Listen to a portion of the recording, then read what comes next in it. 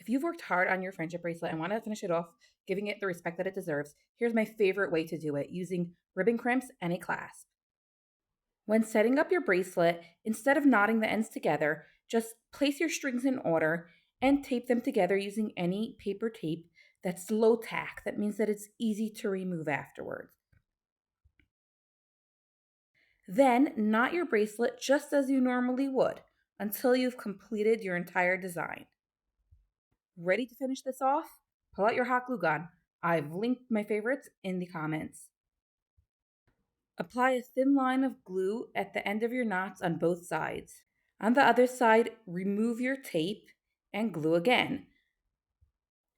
When your glue has dried, simply snip off the extra string. Cut it close and don't be afraid, they're held together by the hot glue. Next, choose a ribbon end that fits. I recommend having a large variety of sizes on hand so you can choose the best one for your bracelet.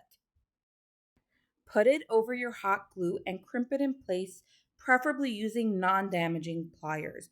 Your hot glue actually serves as a grip to make the ribbon crimp extra secure.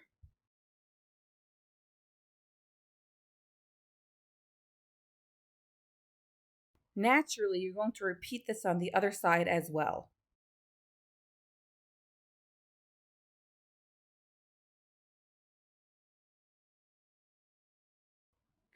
Now you're going to attach a jump ring to each end and a clasp to one of the jump rings.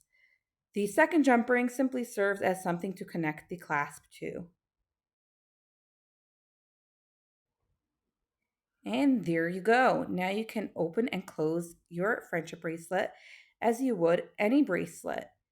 And you're giving it the respect that it deserves as a work of art, something that you worked really, really hard on.